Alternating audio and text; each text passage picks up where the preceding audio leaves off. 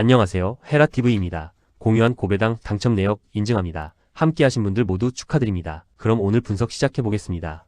첫 번째 경기 노르웨이 대 프랑스 분석 시작해 보겠습니다. 노르웨이는 조별리그 2연승을 달리며 이미 토너먼트 진출을 확정한 상태다. 북유럽 특유의 강한 피지컬과 직선적인 공격 전개 그리고 최전방에서 보여주는 강력한 결정력이 가장 큰 무기다. 특히 측면 크로스와 롱패스를 활용한 공격 루트는 세계 어느 팀을 상대로도 위협적이다. 제공권과 세트피스에서의 경쟁력 역시 상당한 수준이며 전방 압박을 통해 상대 빌드업을 흔드는 능력도 뛰어나다.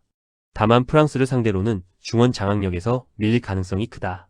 압박이 뚫리는 순간 수비 전환 속도가 느려지며 뒷공간이 노출되는 약점이 존재한다.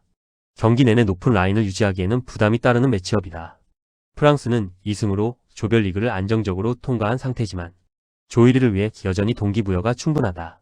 세계 최고 수준의 선수층과 완성도 높은 공수 밸런스는 이번 경기에서도 큰 강점으로 작용할 전망이다. 특히 중원에서의 경기 조율 능력과 빠른 공수 전환은 노르웨이의 강한 압박을 무력화할 수 있는 요소다. 상대가 전진 압박을 시도할수록 프랑스 특유의 스피드와 침투 능력이 더욱 위력을 발휘할 가능성이 높다. 수비 역시 안정적이다. 조직적인 수비 블록과 압박 능력은 노르웨이의 단순한 크로스 위주 공격을 효과적으로 제어할 수 있는 수준이다. 이번 경기는 조1위 결정전 성격이 강한 맞대결이다. 노르웨이 역시 좋은 전력을 갖춘 팀이지만 프랑스는 전체적인 전력, 선수층, 경기 운영 능력에서 한 단계 위에 있는 팀이다. 노르웨이가 피지컬과 제공권을 앞세워 프랑스를 괴롭힐 가능성은 충분하다. 그러나 경기 시간이 흐를수록 중원 점유율과 세밀한 경기 운영 능력에서 차이가 발생할 가능성이 높다. 특히 프랑스는 상대 압박을 벗겨낸 뒤 뒷공간을 공략하는 능력이 매우 뛰어난 팀이다.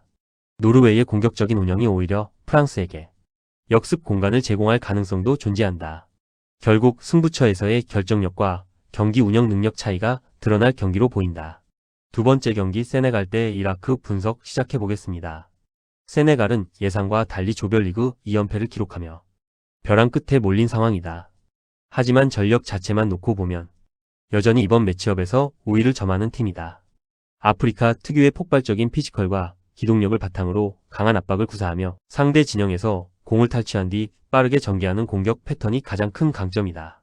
특히 측면 돌파와 세트피스에서의 제공권은 이라크 수비진에게 상당한 부담이 될 수 있다. 다만 이번 대회에서 드러난 문제도 분명하다. 경기 운영의 세밀함이 부족하고 수비 집중력이 흔들리면서 불필요한 실점을 반복했다. 좋은 흐름을 스스로 끊어버리는 장면이 자주 나온다는 점은 경계해야 한다. 이라크 역시 2패로 탈락 위기에 몰려있다.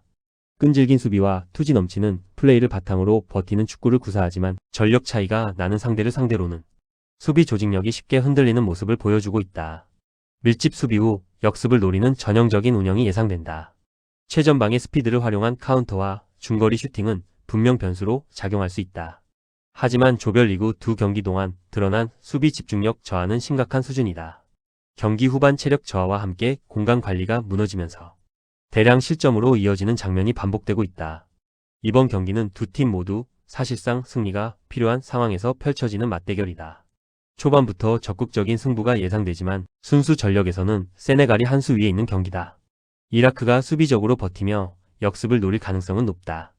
그러나 세네갈의 피지컬과 압박 강도, 제공권 우위를 감안하면 이라크가 90분 내내 버텨내기는 쉽지 않아 보인다. 특히 후반으로 갈수록 체력과 조직력 차이가 더욱 두드러질 가능성이 크다. 세네갈은 중원 장악력과 세트피스 경쟁력에서 우위를 점하고 있으며 결국 경기 흐름을 자신들 쪽으로 끌고 갈 가능성이 높다. 꼭 필독해주세요. 스포츠는 많은 정보와 노하우가 필요한 분야입니다. 혼자서 수많은 정보를 찾고 그 정보가 맞는지 판단하는 과정도 매우 중요합니다. 특히 배당 흐름과 변동은 경험과 노하우를 통해 정확하게 읽어내는 것이 필요합니다. 가장 중요한 것은 조합이며 어떻게 조합하느냐에 따라 결과와 당첨금이 크게 달라집니다. 손실을 최소화하면서 접근해야 꾸준하고 재미있게 스포츠를 즐기실 수 있습니다. 구독자분들은 아시겠지만 저는 매일 스포츠 분석을 진행하고 있으며 금전 요구하지 않습니다. 궁금한 점을 물어보는 것은 전혀 부끄러운 일이 아니니 혼자 고민하지 마시고 함께 이야기하며 즐겁게 배팅해 보시기 바랍니다. 세 번째 경기 카보베르데 대 사우디아라비아 분석 시작해 보겠습니다. 카보베르데는 조별리그에서 2무를 기록하며 기대 이상의 경쟁력을 보여주고 있다. 특히 강호들을 상대로도 쉽게 무너지지 않는 수비 조직력은 이번 대회 최대 강점으로 꼽힌다. 중원에서의 왕성한 활동량과 빠른 공수 전환이 돋보이며 수비 후 곧바로 측면으로 연결되는 역습 전개가 상당히 날카롭다. 스페인과 우루과이를 상대로 승점을 챙긴 것도 단순한 우연이 아닌 탄탄한 조직력의 결과라고 볼 수 있다. 다만 공격 전개 자체는 다소 단조로운 편이다. 상대가 수비적으로 내려앉을 경우 지공 상황에서 세밀한 기회 창출 능력이 부족한 모습을 보이고 있으며 득점력 역시 폭발적인 수준은 아니다. 사우디아라비아는 1무 1패로 벼랑 끝에 몰려 있다. 이번 경기에서 승리가 사실상 필수인 만큼 초반부터 공격적인 운영이 예상된다. 짧고 빠른 패스를 기반으로 한 점유율 축구가 장점이며 미드필더진의 기술적인 경기 운영 능력도 준수하다. 특히 전방 압박이 성공적으로 작동할 경우 상대를 몰아붙이는 흐름을 만들 수 있다. 그러나 가장 큰 문제는 결정력이다.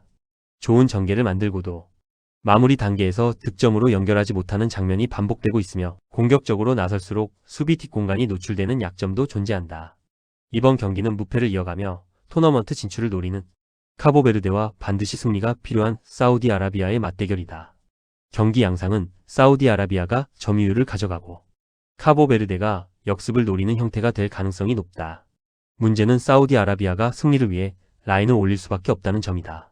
카보베르데는 이미 강팀들을 상대로 수비 안정감을 증명했다. 반면 사우디아라비아는 공격 과정에서의 효율성과 수비 밸런스 모두 불안 요소가 존재한다. 시간이 흐를수록 조급함은 사우디아라비아 쪽이 더 커질 가능성이 높고 그 과정에서 발생하는 공간을 카보베르데가 역습으로 활용할 여지가 충분하다. 네 번째 경기 우루과이 대 스페인 분석 시작해보겠습니다.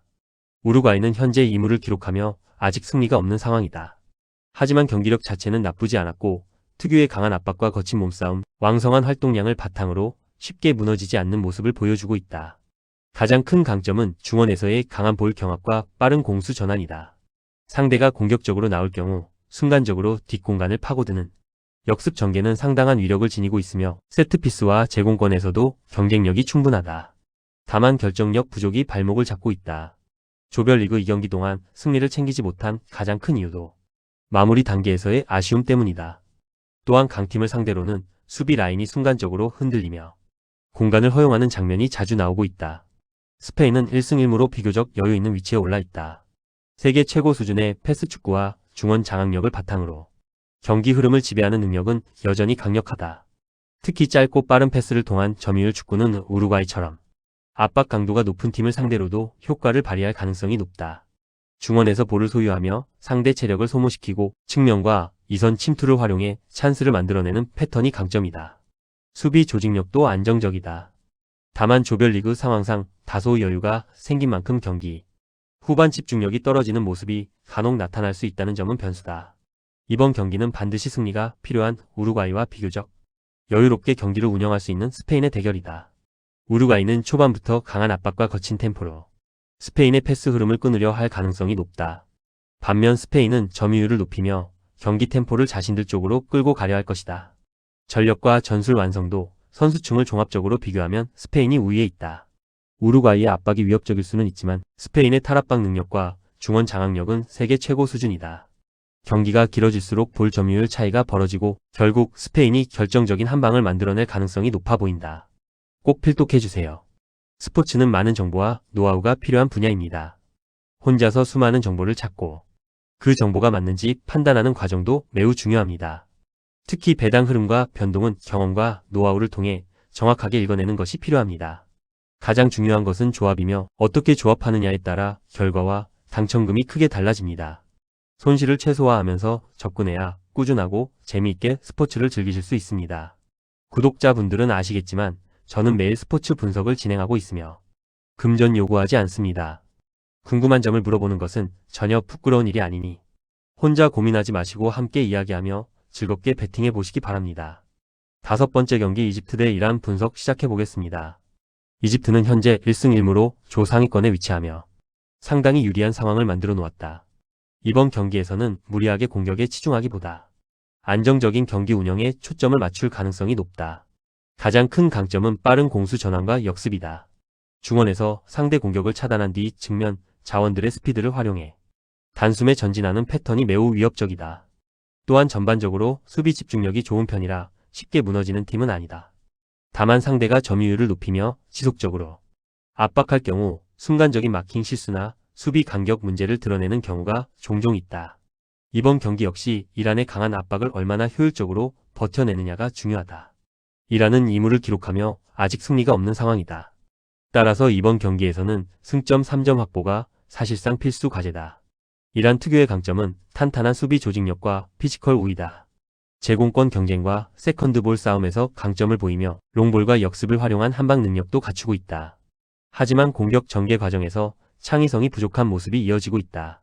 지공 상황에서 상대 수비를 무너뜨리는 세밀함이 다소 떨어지고 후반으로 갈수록 경기 템포가 둔화되는 점도 약점으로 꼽힌다. 이번 경기는 결과에 대한 부담감이 서로 다른 두 팀의 맞대결이다. 이집트는 무승부만으로도 충분히 만족할 수 있는 위치에 있는 반면 이란은 승리가 반드시 필요한 상황이다. 자연스럽게 경기 주도권은 이란이 잡고 이집트는 수비 후 역습을 노리는 형태가 될 가능성이 높다.